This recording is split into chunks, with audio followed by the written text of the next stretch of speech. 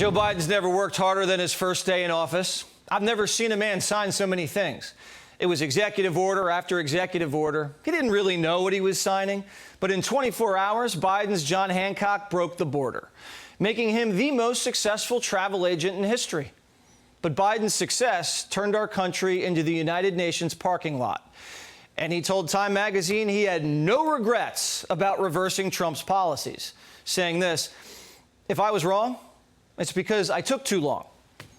For 4 years, we demanded he put it back together.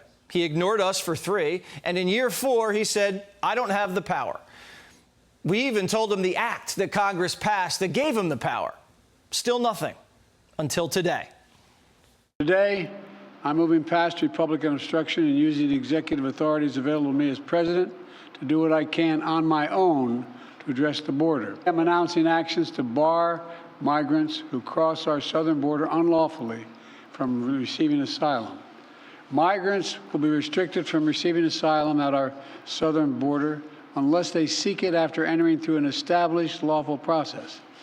And those who seek to come to the United States legally, for example, by making an appointment and coming to a port of entry, asylum will still be available to them, still available. Biden threw himself a party at the White House to celebrate. But Democrat senators in swing states up for re-election didn't show because Biden's toxic, and not in a masculine way.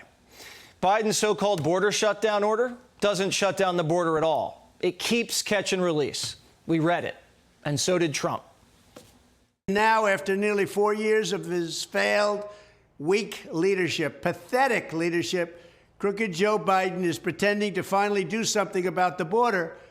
But in fact, it's all about show because he knows we have a debate coming up in 3 weeks. The truth is that Joe Biden's executive order won't stop the invasion. It's weak and it's pathetic. It will actually make the invasion worse. Millions of people a year will continue to pour across our border and be released into our country. Biden claims he'll shut down the border if illegal crossings hit 2,500 a day, but they're already over 3,000. So let's just say Biden shuts down the border immediately. What does it really mean? It means this: if Jose gets caught crossing the border, and if we say, Mexico, take him, and Mexico just says, no way, Jose, Jose stays in Estados Unidos. Biden has no deal with Mexico. They just elected a new president yesterday. She's brand new. Biden hasn't even called to congratulate her, let alone cut a deal. There's no plan to deport anyone. Biden's just hoping that they leave. What happens is he keeps releasing them into the country, but they just aren't allowed to apply for asylum. So they just stay here in the shadows or in hotels for free. It's not like he's flying the Venezuelans back to Venezuela. Venezuela won't accept deportation flights. Migrants are still going to come here, and they're just going to stay because they're just not going to need asylum. So Biden's shutting down asylum claims, right? Wrong. Biden's still letting 1,400 illegals per day come into the country if they use the asylum app. You remember Open Table for illegals? You get to make a reservation to break into the country. And if you're a minor, Biden's executive order still lets you in. You get asylum. Or if you've been trafficked, which literally every migrant is, Biden still lets you in with asylum. And Biden's still flying in 30,000 migrants a month. That doesn't stop. But this is the best part.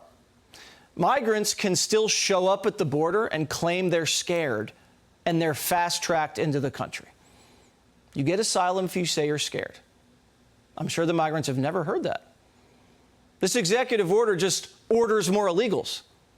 I'll take 30,000 Venezuelans in the air, 1,400 Mexicans on the app, and we'll do some Chinese and all the kids you can eat. Who's going to watch those unaccompanied children? If they are allowed in, you don't ship them back. You don't do anything like that. So where do they go? Neil, we deal with unaccompanied children in a humanitarian way, adhering to our values. We deter irregular migration. We build lawful pathways. But this encourages we have drug programs cartels for to minors. take advantage of those kids, does it not, sir? Neil, we're taking it to the drug cartels with unprecedented strength. We're going to adhere to our values while we take tough enforcement measures, which is what we have done. Does anybody believe the Biden administration has taken it to the cartels with unprecedented strength? Have you heard anything about Biden dismantling the cartels? Any big arrests? Any big shootouts? Biden and the cartels are in league together. Even NBC is saying this executive order is a joke. There is a pretty big difference between what this executive order looks like on paper and what Biden and other Democrats are using it to say they are doing in terms of shutting down the border, saying they're taking dramatic action, et cetera, and what it looks like how it'll actually play out on the ground. I'm pretty skeptical at this point that this is going to have any kind of immediate, measurable, dramatic result in terms of the number of people crossing. A Venezuelan Biden migrant, Bernardo Maita, a gangbanger, just shot up a New York City cop in the leg, put 2 slugs in another cop's chest. Luckily, he's alive because of his bulletproof vest. Venezuelan gangs are infiltrating migrant camps from coast to coast. Investigative journalist Jonathan Cho caught a gang right outside of Seattle. TDA members are also suspected of infiltrating the migrant camp at Riverton Park United Methodist Church in Tukwila, just a few miles away from Seattle. We've obtained this internal email sent out by Puget Sound fire officials in April, warning first responders about this serious threat, saying firefighters are only allowed to enter church grounds if they are accompanied by 3 police units. Graham Bay is an outreach worker and has helped migrants move into area motels. What do you do when you got 0 opportunities for work, you got 0 opportunities to advance yourself? He says young men without anything to do all day at the camp are being actively recruited to join the gang. What's happened is you've concentrated a bunch of people together and you've allowed them to begin to drift into the fringes of society. Biden threw a party to celebrate keeping these people in the country. Look how easy it is. Where are you guys from? What country? Mauritania. Mauritania, from Africa. Yes. Yeah? And why'd you guys come to the United States? What country? Nepal. Nepal? Yeah. All of you from Nepal? Yeah. No English. This is America. See the red lights? Yeah. That's Border Patrol. Straight. No. San Diego. See the lights? San Diego. Okay, thank you. San Diego, right there. Biden's faux executive order isn't designed to protect the country. It's to protect his campaign. Last election, he ran on opening the border. And this election, he wants you to think he's closing it. Back in June of 2020, Biden was actually trusted more on the question of border security and immigration by a single point.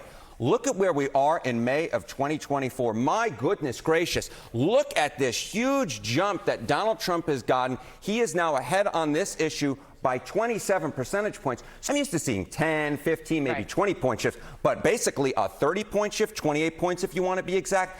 That is very, very different. A majority of the country now supports mass deportations. 42% of Democrats support it. If you care about the safety, security, and integrity of this country, there's only one man running to achieve that. The other one's trying to fool you. Don't be fooled. Click here to subscribe to the Fox News YouTube page to catch our hottest interviews and most compelling analysis. You won't get it anywhere else.